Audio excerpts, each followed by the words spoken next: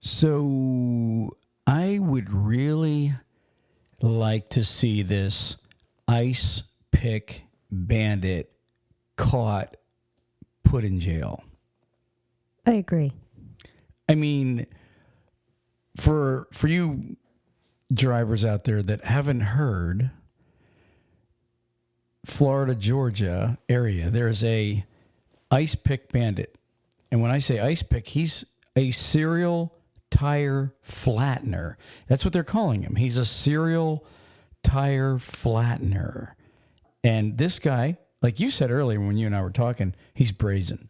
He is. He's very brazen. And you said it's really, they're thinking that this dates back further, and that, now to Georgia and Florida, the police are talking, there's over 30 truckers that this ice pick bandit has Damaged. made victim. Mm-hmm. And if you're a truck driver and what is it? It's southern Georgia, northern Florida, I-75 area. If you pull off on a ramp or you pull off on a road or a dirt parking lot somewhere to sleep, this guy is looking to ruin your day. Amazing. Ruth Ann, they have him on surveillance. All right. Skinny little white guy. All right. Kind of beady-eyed looking guy too. You know what I mean? What's funny is he's wearing gloves. So you could tell he must be afraid that he's gonna, leave a fingerprint or something. Mm-hmm. Yeah. Doesn't he have a hat? Does he have a hat on too? Yeah. He's got a hat on. It looks like, I guess because of the way the surveillance caught him, I thought he had glasses at first. So he doesn't have glasses, but like I said, a little skinny dude.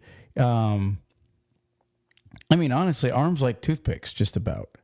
But he is walking around, and they caught him on surveillance, and it's right, I guess, at the truck, the latest truck that, had the flattened tires.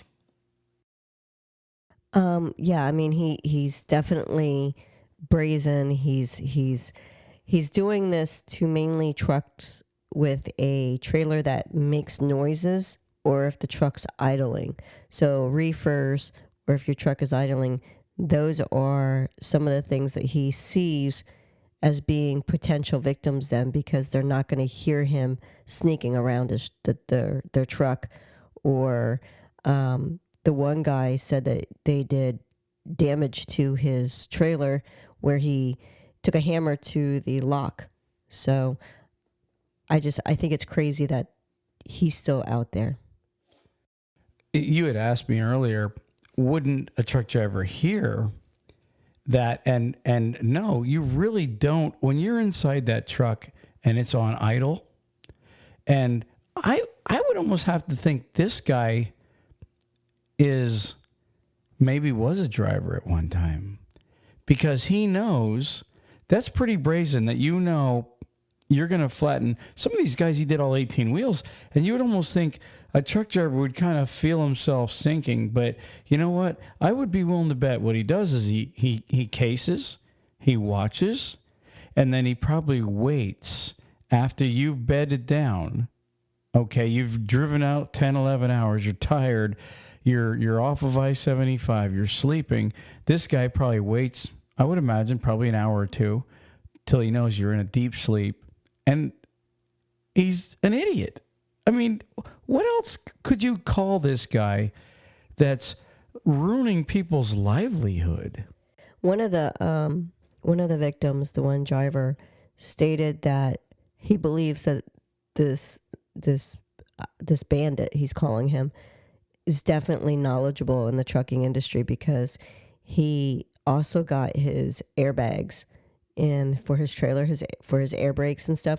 So he did his hoses. He's done the sidewalls of the tires, because of the way it, instead of it just popping, he's gone through and explained why he believes that this driver has more knowledge, or this Bandit has more knowledge of being a driver. Now, it could be a driver that, something happened and he lost his CDL and he's just angry at the world because of it, and he just wants to take it out on truckers because he can't be one anymore. You don't know what he did, or maybe he couldn't pass the test for his CDL and is taking it out and just being vindictive. So you think he might be a loser? Oh, I'm thinking. Well, he has to be a loser if you're going to sit there and take it. Loser. Yeah. Remember Jim Carrey used to do that? Mm-hmm. Was it Pet Detective? Mm-hmm. Loser. So I have a theory. Okay. So, all right, we're going to catch him. For real, we are going to catch the ice pick bandit, right? Mm-hmm. A couple theories. Number one, you're going to read a couple stories is going to come out. One, you're going to hear of man beaten half to death by trucker because some trucker is going to catch him and he's going to get his ass kicked before they call the police. Okay. And then when they show his mugshot, he's going to have like black eyes and all kind of swollen face. Or you're going to see that they're going to find out that this trucker, or not that this trucker, but the ice pick bandit, a trucker had stolen his wife, taken his wife, and he's now hates all truckers because Trucker Joe, romanced his wife away or something like that. I do. I think so. He's like you said. He's what you got to have a hate for truckers unless you're like some kind of a nut. I mean, he just might be a nutbag getting off on doing this, but it sounds to me like he has a hate for truckers. And and I hope it doesn't come out that maybe somebody was killed by like in his family, something to that effect where he has bodily harm or something. You know what I mean? But still. You still can't blame every trucker. If you have a hate for a trucker, maybe somebody got into an accident with a truck driver and now you're flattening every trucker's tires. Or maybe some trucker, took your wife, whatever the case is, and now you're taking it out on all truckers. That's a twisted mind. And he's got to be caught and he's got to be punished and he's got to face his crimes. You know how firefighters, a lot of times a firefighter will be the one that's doing some of these arson cases? Yes. I wonder, what would be the twist for it being a bandit doing the flattening of the tires of tractors? What would be the twist for that? Would it be someone that has the towing company or tire company or something to that effect? Well, you had brought that up when you first reported on this, that, what if somebody's trying to drum up business by flattening tires? Because, roadside service, let's be honest, roadside service guys, when they come to tow you, they make a lot of money. I mean, there's absolutely no doubt. So it would help the tow guy to create his own business. But, I mean, it's all the way down to Lake City, Florida. And it was up into, I forget, was it up towards Tifton also, or the Moultrie area, up into that area, maybe 50, 60 miles north of the border? But I don't think that a roadside service would probably be the guy that's covering Georgia and Florida. So my guess is it's probably not a tow truck service. That's, what I mean? Like, that's creating their own business. We got all kind of theories here. Mm-hmm. I like them all though. So, but anyways, drivers, just a quick warning, okay? If you are tired and you're coming down I-75, it really right now is a very, very, very bad idea to stop in an area where you're parking alone in the dark on a ramp, a little dirt field, maybe an abandoned gas station, whatever. You pull in off of an exit and you see a place where, oh, this looks like an easy place to park. It might really be a disappointment the next morning. Truly. So I would definitely suggest that you find safer ways to park. And also, you know what? Buy one of those trail cams and keep it outside your truck. You know what I mean? Like, mount it so that you can video your tires and stuff going on each side to see if there's any. You never know. When you were saying that earlier, when I was reading up on this, I was actually thinking, all right, but, truckers don't want to invest a lot of money. But I was thinking, what if, because some don't, some of the videos have like motion detectors, right?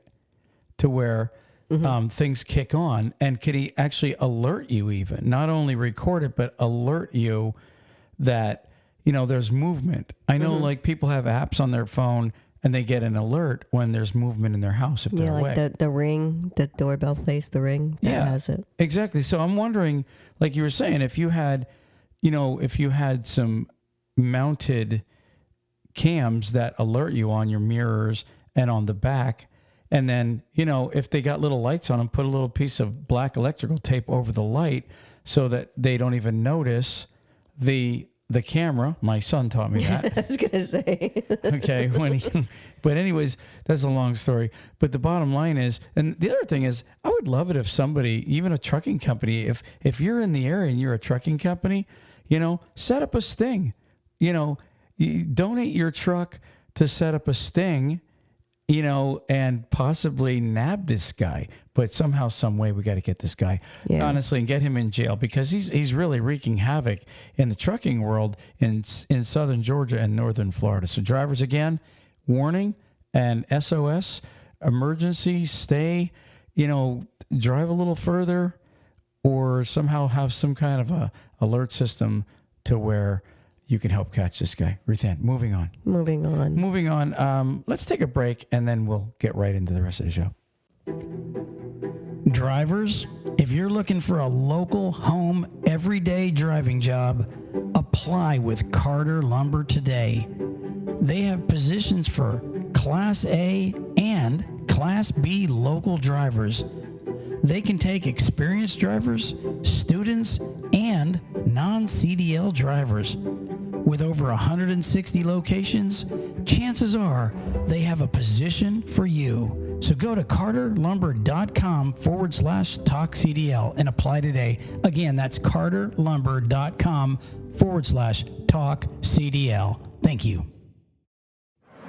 Truck Parking Club is a network of instantly reservable daily and monthly truck parking locations throughout the U.S. Truck Parking Club helps connect truckers to truck parking locations throughout the U.S. via truckparkingclub.com. Our networks is made up of property owners that have locations adequate for truck parking to list on the platform. This includes trucking companies, storage companies, CDL schools, trailer leasing companies, real estate investors, truck parking operators, and more. Go to truckparkingclub.com today. Hey drivers, are you sick of watching the other drivers bypass the weigh station while you are held up going through yourself? Well, download Drivewyze today at www.drivewyze.com. That's DRIVEWYZE.com, and start bypassing the scales yourself. If you're a small carrier, an owner-operator, or even a big fleet looking for something better, check out Drivewyze today. And remember, there's no equipment, no transponders needed when you're using Drivewyze. Check them out for a free download at www.drivewyze.com. If you're a driver looking for a new trucking job, check out NCI. NCI offers the following: new Kenworth T680s, competitive wages, solo, team, and students welcome, plus a full benefit package for you and your family. Check them out today at 888-311-7076. That's 888-7076. And tell them TalkCDL sent you. Okay, so we're back. Interesting article that you had sent me about a driver that was killed after, I think it was a female. She hit the back of a tractor trailer on I-16. But interesting article. It says Highway Patrol driver killed in I-16 crash, had Netflix app playing on cell phone. Sad story, though. It says a Georgia woman was killed on I-16 Wednesday when the vehicle she was driving crashed into the back of a tractor trailer. It goes on to say a Georgia woman was killed. That's repetitive. It's saying the same thing. It says it happened in Bryan County near mile marker 146, westbound lanes shortly after 9 a.m. According to Georgia State Patrol, the driver of the tractor trailer had dropped a cigarette on the floor. So he went and he pulled over to pick up his cigarette. Right. He was being cautious then. Right. He was doing, you know what? That's actually a good driver. You dropped a cigarette. It's like, don't panic. But I'm sure not going to bend down now where I can't see the. Some drivers wreck doing that. So this was a guy with caution. So he pulls off the side of the road. It says the driver says he checked to make sure cars were moving over as he was re-entering traffic.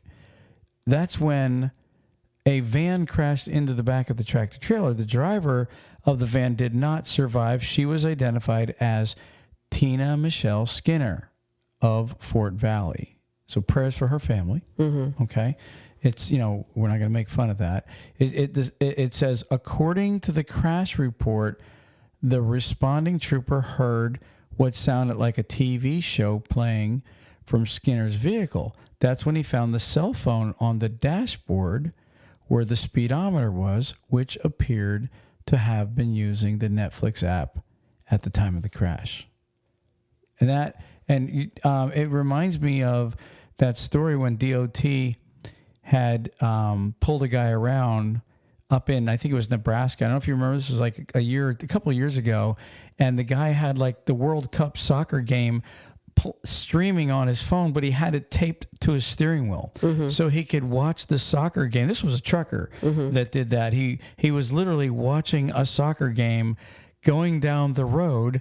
And then, of course, the best part was that DOT actually caught him with that on there.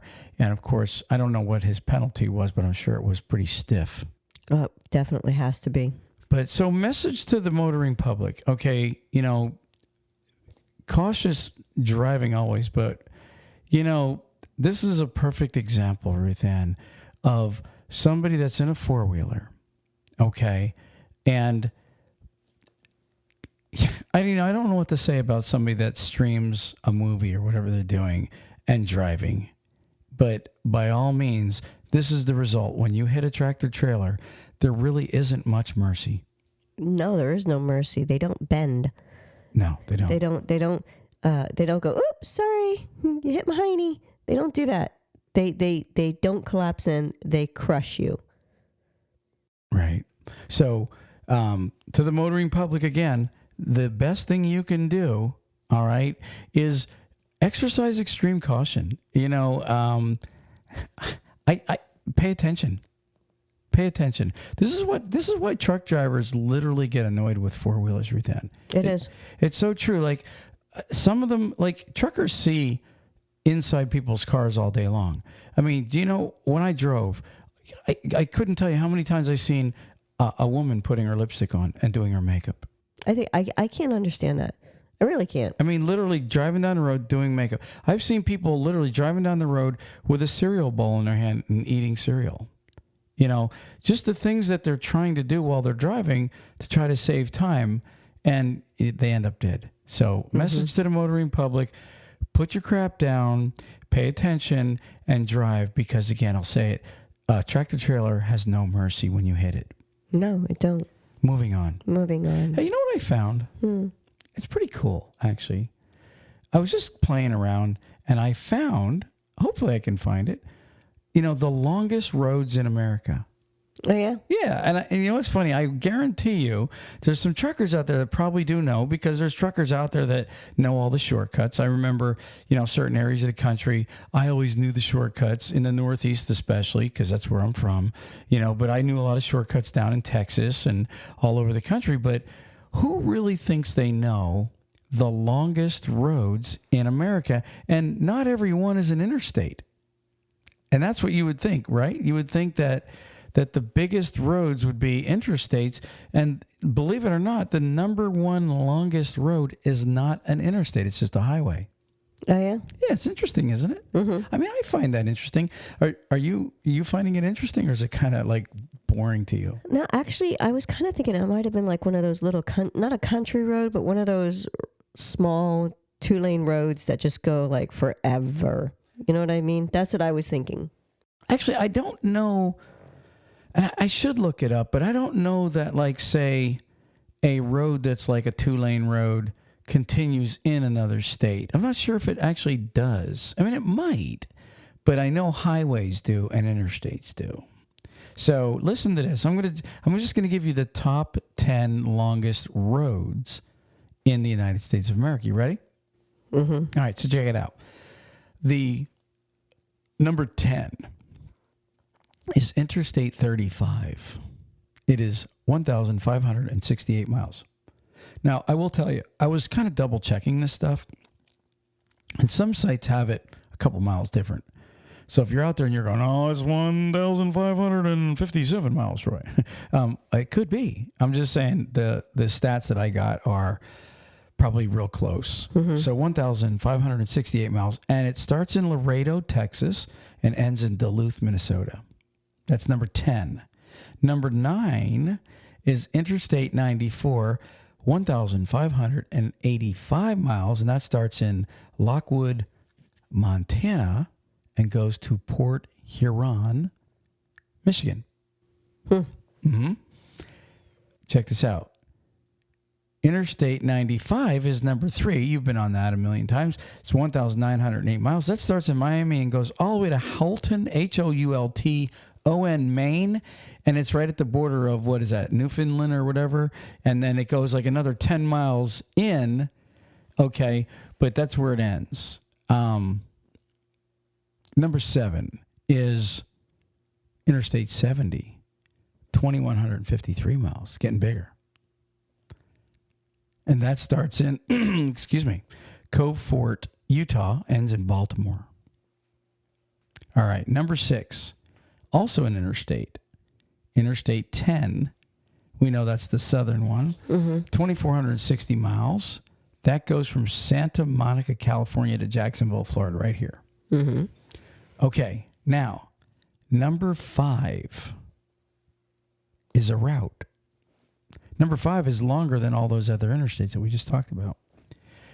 Number 5 is U.S. Route 12, which is 2,483 miles, and that goes from Aberdeen, Washington to Detroit, Michigan. It's a 4-lane highway. Mm-hmm. Yeah, see, Ruth Ann's going, like she really cares. No, actually, what I'm doing is What do you care? When you're saying them, I'm picturing the states, and I'm seeing, like you just said, from Washington to Michigan. Mm-hmm. Yeah, I was trying to think. Never mind. So I was picturing it in my head, the states going across. So I'm like, okay, Washington, Wyoming, Montana. So I was going. I was like looking at the U.S. in my mind, like a little map of it, seeing where it was going. So that's what it was when I'm going, that's what I'm thinking of is, wow, okay, there's the states, So it was just like the map of the U.S. in my mind. And I'm sure that's like a lot of truckers are thinking that too. It's like, okay. And some of them may have known this, but I guarantee you not everybody does. Listen to number 4. The number 4th longest road in the United States is U.S. Route 30, which is a highway. That's 3,073 miles. It starts in Astoria, Oregon, and goes all the way to Atlantic City, New Jersey, of course. See, and that's the thing is... That's all the way across. Yeah, and I don't think many people would really think of... Like when you're looking at it and you're thinking of in your mind going all the way across, it's... You don't think that a highway, you know what I mean? Like you said, you'd think it'd be more interstate. Yeah, exactly. And I did trace the routes, and every now and then it'll join up and run alongside another road, but it is Highway 30. Number 3 is Interstate 90. Okay. And that's 3,101 miles, and that starts in Seattle and goes to Boston. So from top to top, right? Except for it goes... Exactly. It kind of has to curve around. Yeah, it has to go around the Great Lakes. The big lake, yeah. Okay, number 2 is, you ready for this? Mm-hmm. The 2 biggest ones are not interstates. They're highways. U.S. Route 6 is 3,207 miles, and it goes from Bishop, California to Provincetown, Massachusetts. So from Cali all the way to Mass. Okay. 3,207 miles. Number one highway that is the longest. It comes in at 3,365 miles. It goes from Newport, Oregon to Boston, and that is Highway 20 or Route 20. Yeah. So it's pretty cool. Now I would say that getting on those roads will probably add a lot of hours. Although there are there's a lot of highways where it's like an interstate. You know what I mean? If you get on it and okay, there's a 100-mile stretch, I can run that road. That's great. But then there's a lot of towns that a lot of these 4-lane highways go through that would take you forever. So if you're looking for a scenic route, I would take one of those highways. But if you're looking to make time, miles, and money, definitely you don't want to get on the highways normally. Right. But that's kind of an interesting tidbit. The two longest roads aren't, and I would have assumed that the two longest roads would have been, honestly, interstates, like 90 and 70 is what I would have been thinking, But no, it's 20 and 6 highways. So, anyways, moving on, Ruth Ann. So, what's going on today? I am legitimately, what's the word? Tired. I was going to say, I could think of a lot of words. I mean, literally, I literally haven't gotten a whole lot of sleep. I'm actually looking forward to going to bed tonight after this podcast.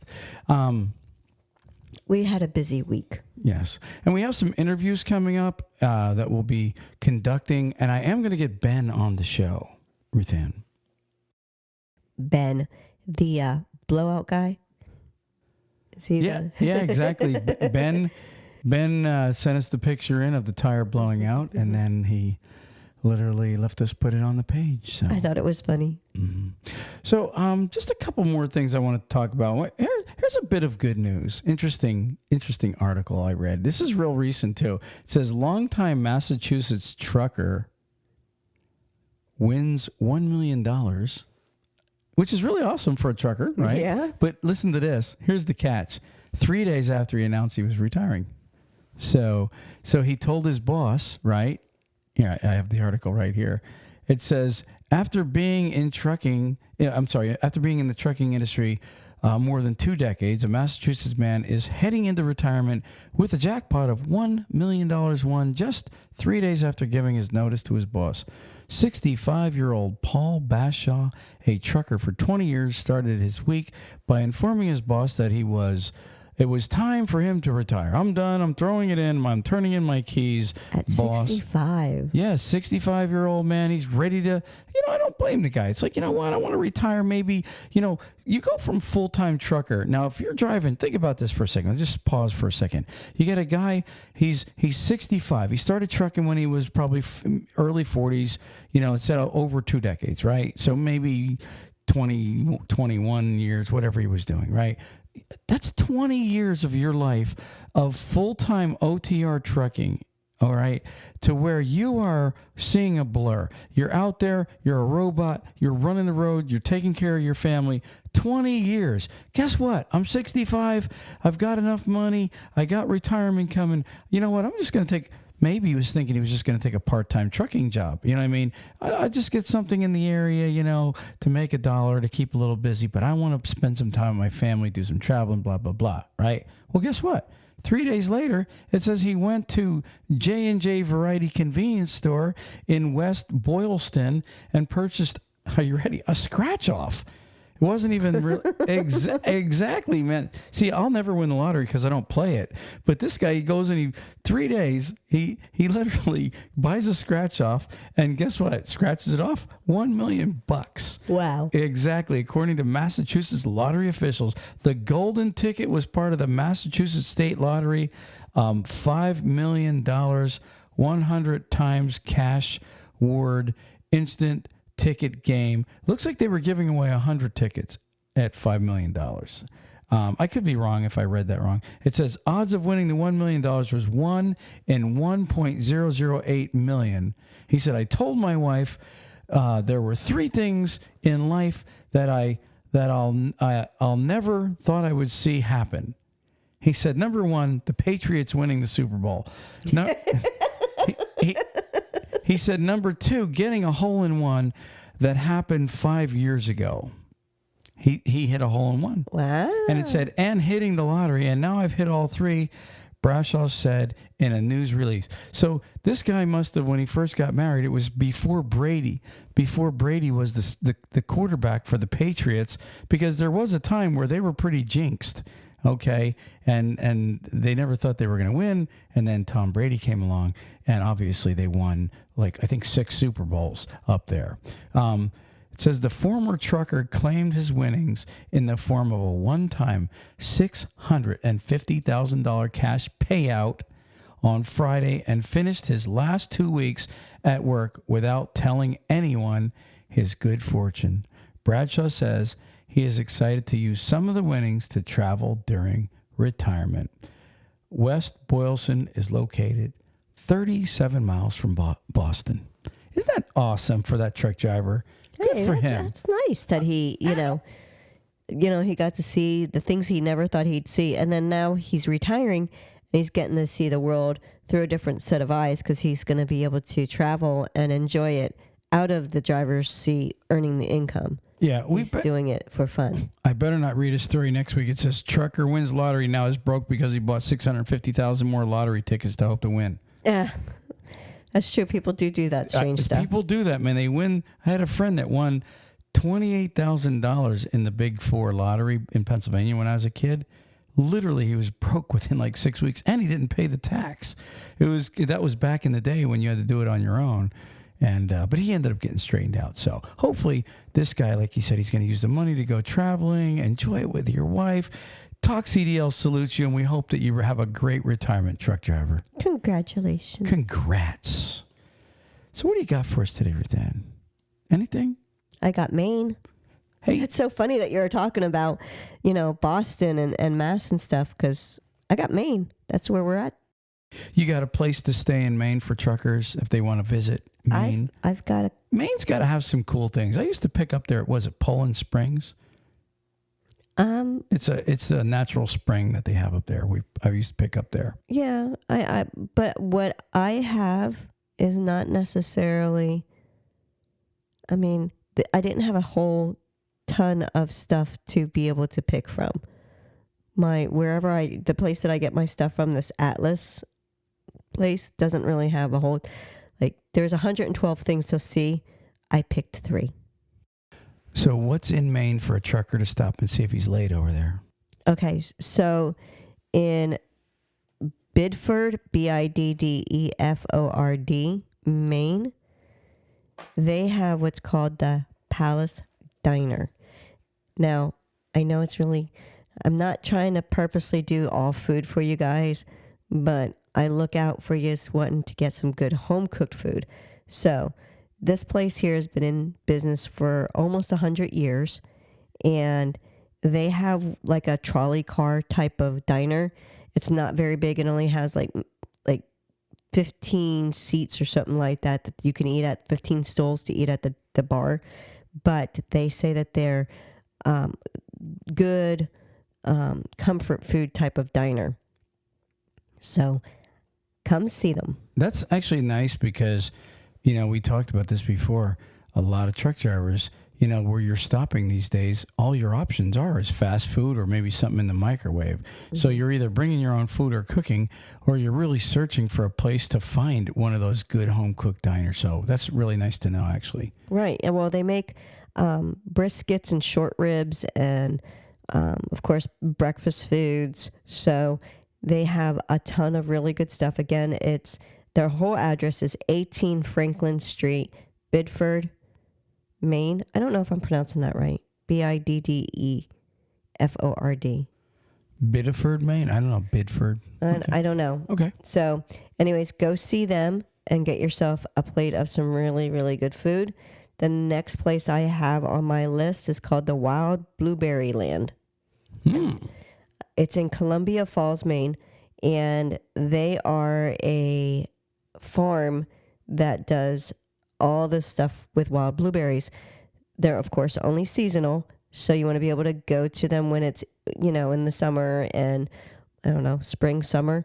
They're closed in the winter. So anyways, go there. They make, of course, tons of baked goods. They have a mini golf place that you can go and play a game of mini golf. And if you win at your mini golf, you can pick some fresh growing veggies that they have there also on their farm. But it sounds like it would be something that would be really good. They're right off of routes 1 and 187. So awesome. And you have one more? One more. Which is? Well, I got to scroll past. I have to go back and forth between the screens. This one here, this is the one I was telling you about. This place called Freeport, Maine. Okay, Freeport, Maine. Couldn't get that out right. They have a lot of your typical, really awesome type of homes where they're more. I can't remember I can't think of what the name is, but the way that the houses are designed. Anyways, this McDonald's wanted to come and build there. And they're like, nah, we're not going to put this big Goliath of a golden arches there. You can't come and build. So what they did is they took an 1850s home and they converted it into a McDonald's on the inside. Who did that? McDonald's. Well, okay. That's interesting. And so now you can go to this 1850s home to buy McDonald's food. Yes. It's a complete, what it is, they have this little tiny sign that has the golden arches on it and it says McDonald's. They have a little drive-through. The whole thing looks on the inside like a McDonald's, but not. Like, it's weird because like their tables are not your standard uncomfortable looking tables. It looks like a round dining set and the wooden chairs that you would see in your grandma's house. Nice. I mean, it sounds like a nice place to look at, but you got to eat McDonald's food, which I'm highly against, since it's highly against my insides of my body. Well, I mean, we do have nicknames for that stuff, but I just thought it was funny that it's, that they took this to keep the aesthetics of the type of homes that are in the area of the I can't think, the New England style homes, like just the colonial look. Thank you. I couldn't get it out. The whole nice, aesthetic feel of. Yeah, they ruined one of the homes by putting a McDonald's in it. It was completely, yeah. I mean, you know what I call McDonald's food? Gut grenades, rectum rockets. I mean, it goes in fast and comes out fast. I'm just not a big fan of McDonald's. I'm sorry. I mean, there's some people that love McDonald's, but anytime you could stick a hamburger in a closet and get it out 5 years later and it still is intact and looks like the same hamburger, something is wrong there. So I'm just saying, truckers, if you want to go by there and take a picture, I wouldn't recommend eating there. Well, I don't know. I just can't. I don't eat McDonald's, so I can't eat it. So I'm fine with that. All righty. Hey, I wanted to mention real quick also, while we're here, the CVSA, they released their blitz schedule. Oh, yeah? Yeah. And the just 3 or 4 things they have. The International Road Check is scheduled for May 14th through the 16th. So truck drivers and small companies, usually a lot of guys try to avoid that week, maybe take a few days off within. It says Road Check is a compliance enforcement and educational initiative that is described as the largest targeted enforcement program on commercial motor vehicles in the world. So the real big one is coming up in May. So put that on your calendars, May 14th through the 16th. And then on July 7th through the 13th, we have Operation Safe Driver Week. And it says Operation Safe Driver Week is an annual 1-week enforcement and educational campaign targeting unsafe driving by passenger and commercial vehicle drivers.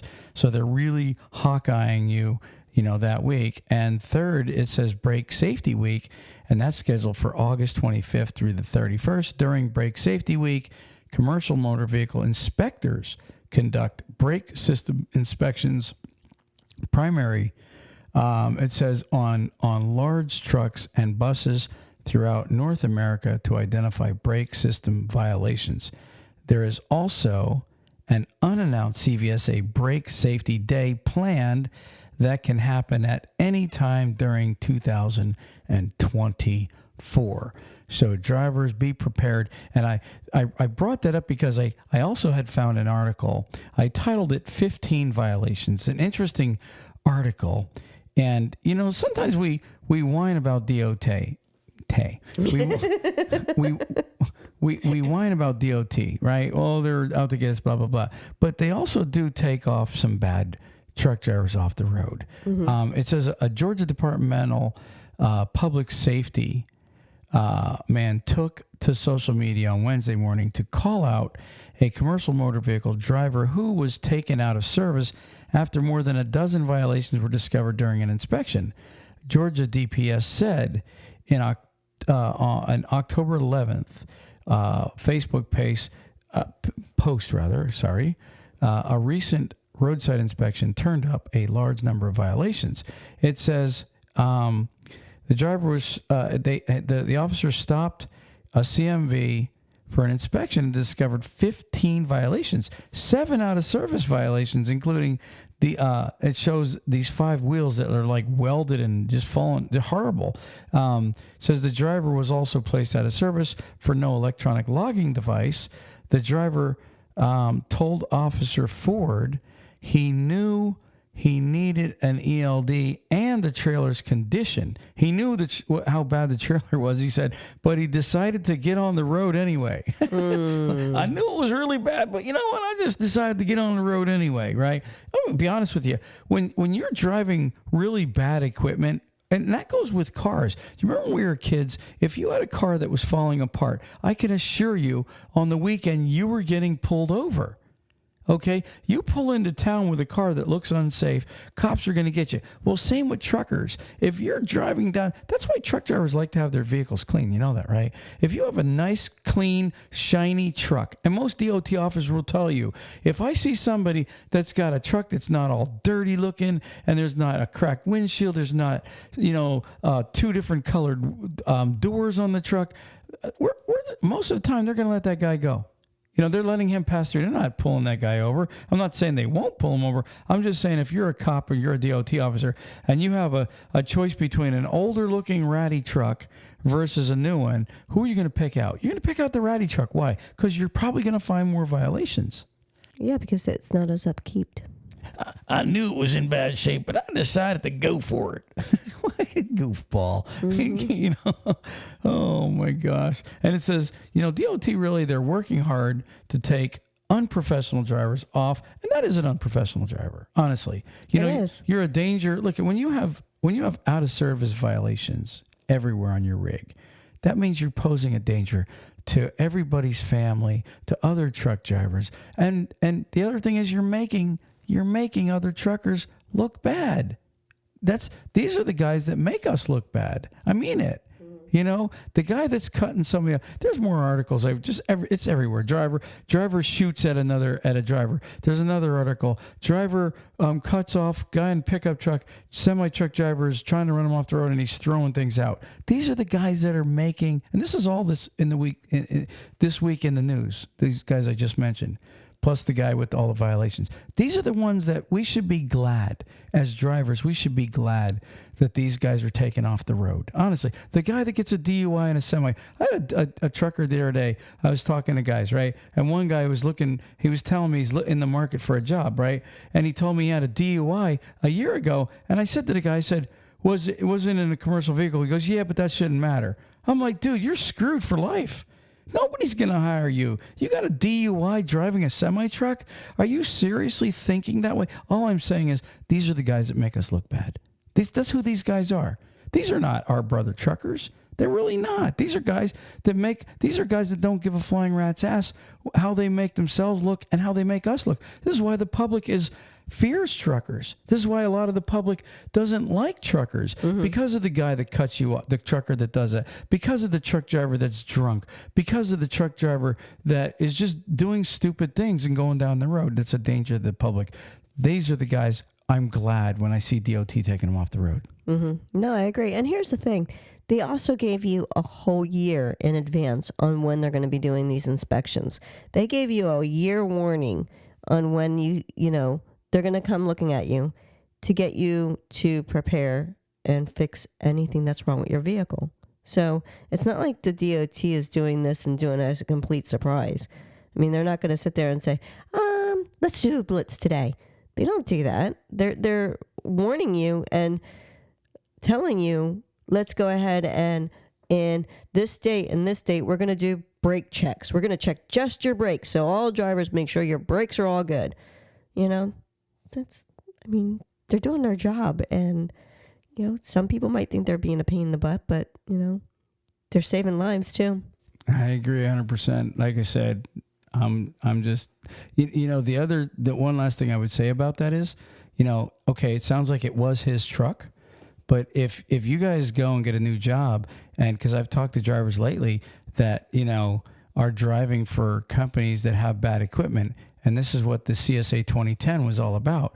They switched it to where now the violations goes against the driver. Mm-hmm. So you drivers, if you're willing to drive somebody else's garbage, if you have an owner that doesn't want to fix tires, he doesn't want to fix brakes, he doesn't want to fix air leaks, all these violations are going to go on you now, okay? And the reason that DOT turned it around is because they know that most drivers ain't going to put up with shabby equipment. And guess what? None of you guys should do that. You guys deserve better, first off. And number two, all right, it's going to hurt you.